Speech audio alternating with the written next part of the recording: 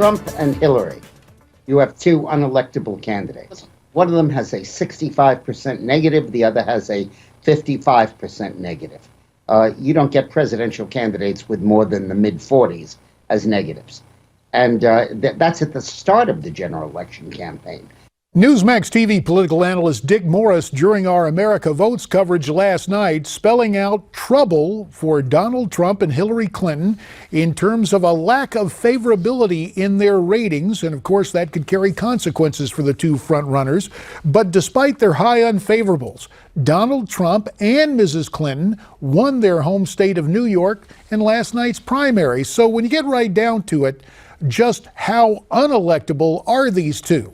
Returning to talk about it via Skype from Connecticut, Newsmax TV political analyst and presidential strategist Dick Morris. Dick, of course, co-author of the book Power Grab, Obama's Dangerous Plan for a One-Party Nation. Dick, you have said these two are unelectable. Can we talk more about that? Because they both may end up as the nominees of their respective parties. Well, you edited it too soon. After that, I said, and one of them will be president, most likely. So the two unelectable candidates, one of them is probably going to be elected. It's not over in the Republican primary. Cruz could still win, but we have to look at the possibility of a Trump-Hillary race. And my point in saying that was that if either of them run on their merits, just straight up, they're not going to win. If Trump becomes the issue, he'll lose. And if Hillary becomes the issue, she will lose. The reason Trump and Hillary are winning these primaries when they are, as I said, unelectable nationally, which is kind of tongue-in-cheek because one of them is going to win, is because they're running in their party primaries. Once you get outside of the Republican primary, Trump's negatives are in the 70s. And once you get outside of the Democratic primary, Hillary's are in the mid-60s. So they both have great difficulty appealing outside of their bases. And therefore, they have to wage very different kinds of campaigns. From Hillary's point of view, she has to run as the woman running for president, not Hillary, but the first woman running for office. And she has to say she's running to stop Donald Trump from eviscerating and destroying all the progress women have made. In other words, run it almost like a class action suit on behalf of women. And Donald has to run the race entirely based on Hillary's corruption.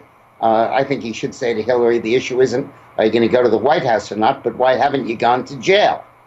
And I think that the campaign between them is going to be particularly fierce.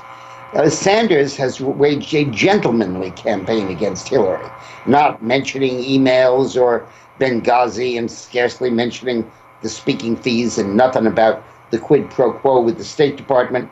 Trump is going to get into all of that. So when people say Trump can't be elected because of his high negatives, I come back and I say neither can Hillary. And with that in mind, let's call on another couple of points of view. Via Skype from Raleigh, North Carolina, Republican media strategist and ad maker Mark Rotterman, and from Newsmax New York, the co-host of Steele Ungar on SiriusXM Radio's POTUS channel, Rick Ungar. Rick, it must be very interesting for you to take a look and hear what Dick has to say about these high unfavorables from the frontrunners in both parties.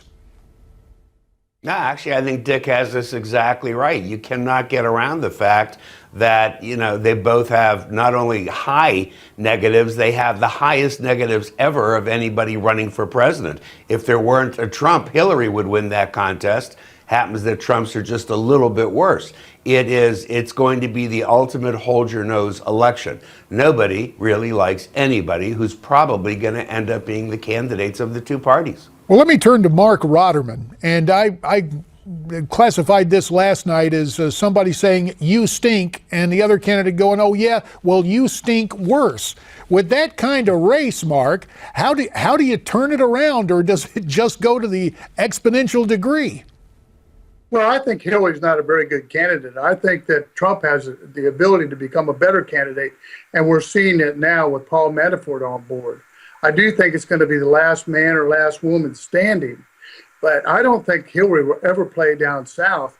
I think the emails are a huge problem for her, and I think Trump is a street fighter I think it's going to be very interesting. But at the end of the day, I'll tell you, I put my money on Trump because I just think she's a wooden candidate. She's got a lot of negatives from Benghazi to what happened there, to what she's done with the emails, to what happened in Libya.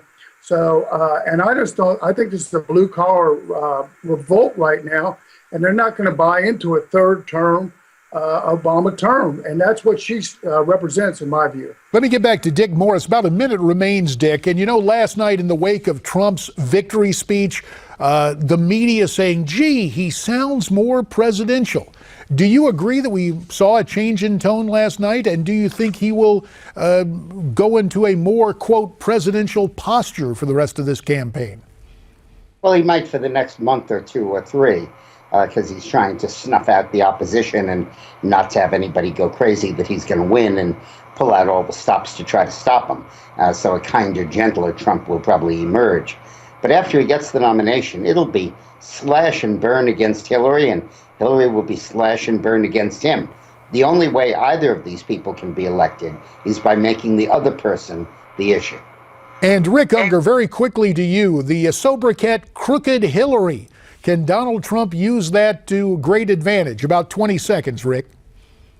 I think he'll use it. I think he's going to find when he gets into a general election, it will not be to great advantage. Also curious that somebody said that Hillary wouldn't do well in the South. Last I checked, there's a lot of African-American voters there, and I think she's proven she does awfully well with them. Yeah, but will they come out and vote in the same numbers as they did for Mr. Obama? That's the question. Lots more questions for all three of you gentlemen. We ask you to stay right there because our discussion of presidential politics will continue after this on Newsmax Prime.